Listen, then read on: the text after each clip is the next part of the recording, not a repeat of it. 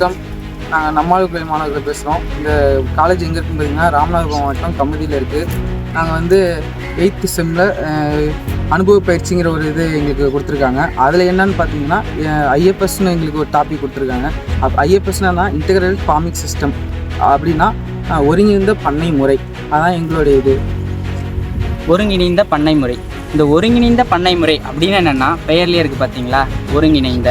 இந்த ஒருங்கிணைந்த அப்படின்னா இப்போ ஒரு ஏக்கர் நிலம் வச்சுருக்கக்கூடிய ஒரு குறு விவசாயி அவர் வந்து அவரோட பண்ணையில் இருக்கக்கூடிய எல்லா பொருட்களையும் உபயோகப்படுத்தி அதிகப்படியான லாபம் எப்படி ஈட்டலாம் அப்படிங்கிறத சொல்கிறது தான் இந்த ஒருங்கிணைந்த பண்ணை முறை. எப்படின்னு கேட்குறீங்களா? அதாவது இந்த ஒருங்கிணைந்த பண்ணை முறையில் நாங்கள் பயிரும் போடுவோம், ஆடு மாடு கோழியும் வளர்ப்போம், அதுவும் மீனும் வளர்ப்போம். இதில் எப்படின்னா ஆடுக்குன்னு நாங்கள் தனியாக எந்த உணவையும் கொடுக்க மாட்டோம், மீனுக்குன்னு தனியாக எந்த உணவையும் கொடுக்க மாட்டோம். இதனால் வந்து நம்ம அதுக்கு செலவாகக்கூடியதை வந்து நம்ம முற்றிலுமே வந்து தவிர்க்கலாம், குறைக்கலாம். இது எப்படின்னு பார்த்தீங்கன்னா ஒருங்கிணைந்த, அதாவது ஒன்றே ஒன்று சார்ந்து இருக்கும்.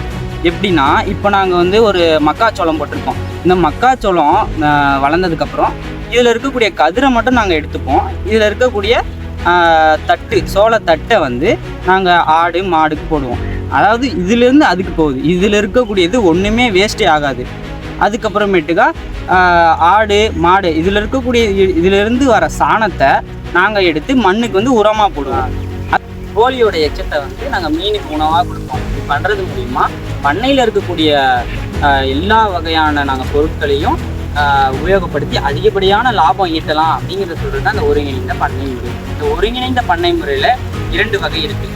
அதாவது வெட்லேண்ட், அதாவது நன்சை நிலம், ட்ரைலேண்ட், அதாவது புன்சை நிலம்.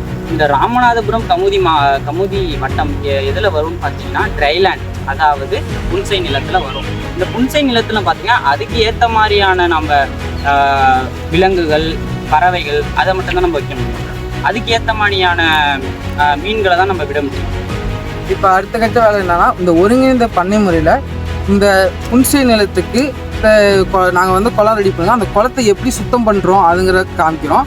அடுத்தது அந்த புன்சை நிலத்துக்கு ஏற்ற மாதிரி பறவைகள் விலங்குகள் மீன்கள் எல்லாம் என்னென்ன விதமான மீன் வாங்கியிருக்கோம், என்னென்ன விதமான இது ஆடு கோழி எல்லாம் வாங்கியிருக்கோம் என்னன்னு அடுத்த ஒரு வீடியோவில் நான் சொல்கிறேன். ஓகே, பாய்.